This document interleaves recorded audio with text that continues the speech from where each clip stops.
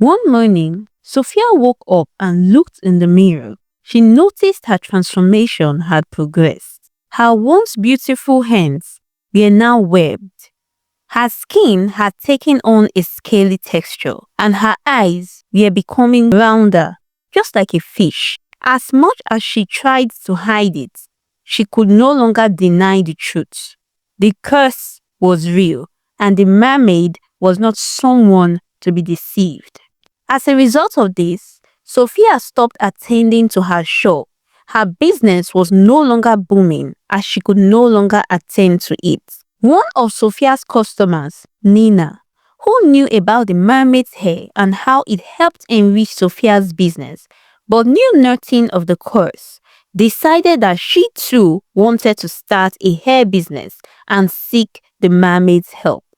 But she made up her mind that she was going to go to Sophia to get information on how to reach the mermaid. So one evening, she went to visit Sophia to ask her how and where she met the mermaid. She had been calling Sophia on the phone, but she wasn't picking up. Sophia had cut off everyone and secluded herself. Nina, Sophia's customer, assumed that Sophia has done this out of pride and prestige. "Knock, knock," she said loudly outside Sophia's house. "Sophia, open up. It's me, Nina. You have not been picking up. I have something important to discuss with you." Sophia, upon hearing Nina's voice, quickly went to hide herself inside her wardrobe. Nina knocked and waited for hours to no avail. So she got disappointed, but she was desperate and determined. She wasn't going anywhere without learning from Sophia how to get rich. So she hid herself outside Sophia's room window. She tried to peep through the window, but the window was too high. So she stayed and listened, hoping to hear Sophia's voice or any useful information. Sophia, thinking that Nina had gone, came out of her hiding place. Janet, Sophia's sister, who had been worried all day about Sophia's condition, entered Sophia's room to express her concern. "Sophia," Janet said softly with a worried tone, "I don't like this at all. We need to return the hair." "I tried that already," Sophia said weakly, "but it didn't work. The mermaid refused to let me return it. She said I must be punished for trying to deceive her." "What if I go and return it on your behalf?" "I have to try something," Janet said. "Please, don't even go near her. I want you to be safe. It's too risky," Sophia replied. "I have to go. I have to try," Janet said as she took the white piece of cloth where the golden hair was carefully wrapped in from the wardrobe. Nina, who had been listening to the conversation outside, deduced that Janet, Sophia's younger sister, was about to step out to return the mermaid's hair. So she said to herself, "This is good. I am in luck. I will follow Janet and she will lead me directly to the mermaid." Janet waited till nightfall and went out to the river. Nina, who had waited all day long for her outside, carefully followed her, hiding in the shadows to avoid being noticed by Janet. As soon as Janet stood by the river, she called to the mermaid like her sister had earlier instructed. She saw the mermaid's figure emerge from the water, her long flowing hair shimmering like silver under the moonlight. But this time, the mermaid did not look kind. Her gaze was cold and demeaning. "Who are you and what do you want?" she demanded. Janet, falling on her knees, replied, "I am Janet, Sophia's sister, the lady you cursed for her greed. Please, I have come to plead on my sister's behalf. We don't want anything from you anymore. Take back the hair. Take back everything, but please restore my sister to normal."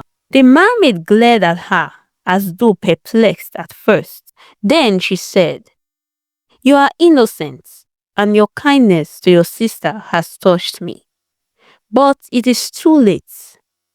The part of my hair from which the strand was taken from have grown back. The transformation will be complete in 2 days. She has to be here at the river when that happens. She will be cared for. The transformation will continue. There is nothing I can do." The mermaid said this and went back into the water. "Oh no," Janet cried. "Oh, what will happen to my sister?" Janet cried bitterly. Nina, who had been hiding in the nearby trees listening and watching, was awestruck. She now knew why Sophia had been away. She had also heard the mermaid say she didn't want the hair strand back, so she thought to herself, "This is my opportunity. I will steal the hair strand from Janet. In that way, I will avoid having to ask the mermaid and any possible consequences that comes with that. I get to keep the hair strand and be rich forever." While Janet walked back home, weeping and wondering how to break the terrible news to her sister Sophia, Nina jumped at her from the shadows where she was hiding. "Give me the mermaid's hair," Nina said aggressively as she snatched the hair from Janet. "No, please stop. Don't. You don't understand. I may need the hair strand back to bargain for my sister," Janet begged. Nina, now holding the piece of cloth containing the hair strand, said, "Well, the way I see it, your sister is a lost cause. As for me, I need this hair strand to be rich." Nina said, then ran off, feeling fulfilled. Janet walked home sadly, feeling all hope was lost. It was early hours of the day when Janet finally got home. She stood at the door and pondered for a while on how to break the news to her sister. When she eventually entered the house, she went to Sophia's room, and to her greatest surprise, Sophia's natural, healthy human form was restored.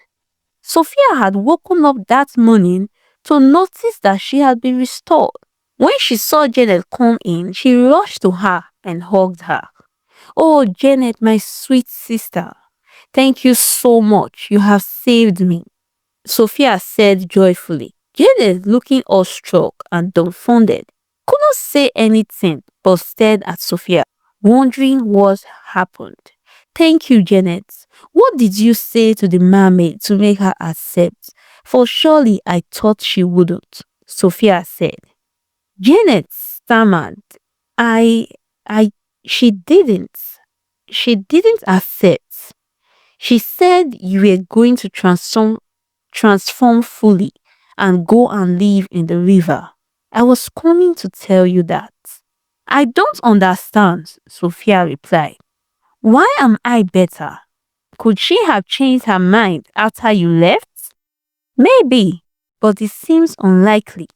"But maybe," Janet replied. "I think I should go over and thank her," Sophia added. "Let's go," Janet said in agreement. At nightfall, Sophia and Janet journeyed back to the river. They called out to the mermaid and thanked her for forgiving and restoring Sophia. The mermaid looked at them and said, "I didn't restore you. Someone stole your curse."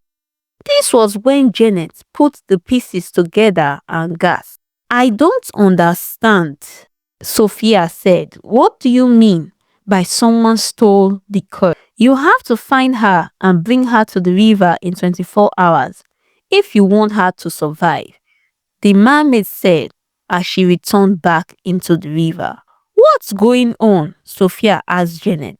"When I was going home last night, Nina, your customer, stole the mermaid's hair from me. She said she wanted to use it to enrich herself," Janet replied. "Oh no, we have to find her and help her," Sophia said. "I have no idea where she lives. We have to start looking for her now." Will they find Nina on time?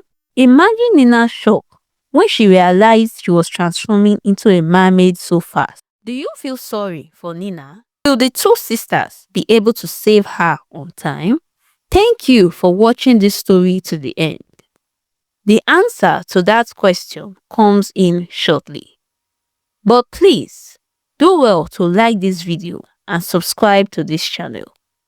On this channel, we share interesting stories for your entertainment. Remember to subscribe and hit the notification bell so you don't miss out on any of our uploads. Thank you.